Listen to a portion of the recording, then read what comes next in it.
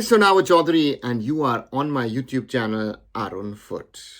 The uncertainty around the Indian Super League season 2025-2026 continues. The league is currently, as per Reliance, on hold and the clubs are slowly getting worried, jittery. There is the issue regarding the players, the staff. We're talking about more than 5,000 people who are directly linked to the ISL.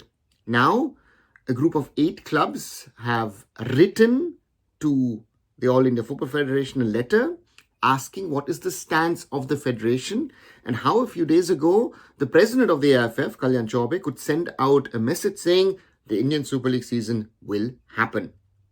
And it also shows that not all ISL teams are on the same page. If you see, 8 out of 13 have signed the letter, are part of this initiative.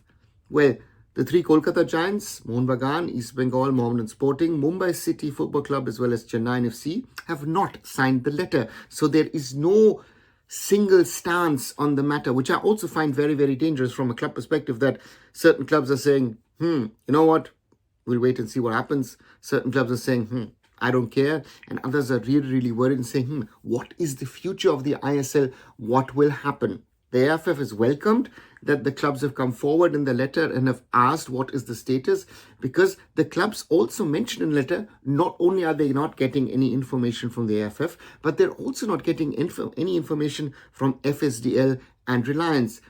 But if you look at the statement that FSDL Reliance put out a few weeks ago when they said that the league is on hold, they will not communicate anymore until they know what are the steps ahead. The one thing that is very, very clear, there needs to be a decision in the Supreme Court of India in regard to the new AIFF constitution. What is the future of the AIFF? How is it going to be structured? Does the current dispensation continue? Do you have to hold elections or not? The second question then is, what does the AIFF do in regard to the Masters' Right Agreement?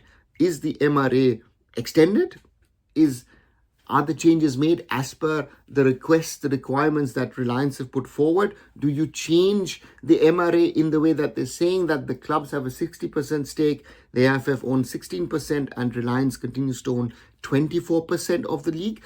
All these questions are completely open. Nobody knows where the ISL stands. And also one needs to remember is, even if today by any chance a decision is made and said, yes, the ISL continues, at least till the end of the season with an interim contract or whatever it is, they will need at least 2 to 3 months to get the league on the road.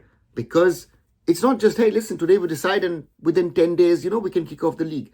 That is how, sorry to say, the AIFF and the state associations sometimes run their leagues. But FSDL and Reliance have shown over the last 11 years that they are much more professional, much better organized, much better structured. So they will need that 60 to 90-day windows to get the league off the ground.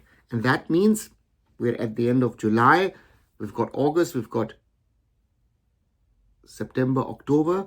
To me, that means earliest November, most likely December is the time we can look at a kickoff of the league. But at the moment, as things stand, there is no decision coming in today or tomorrow. So we don't know what the future of the AIFF, what kind of power does the AIFF hold to take a decision and take a call and say, you know what, we will not decide now to extend the contract, but we will at least decide to extend the current MRA until the end of the season, until 25-26, meaning that until May, and then we will try and figure out how can we potentially extend the contract. That's the current situation as it stands. And the one thing I'm very, very surprised of is, and I've said this a multiple of times over the last few months, whenever I've raised the topic is, what's the future of the ISL?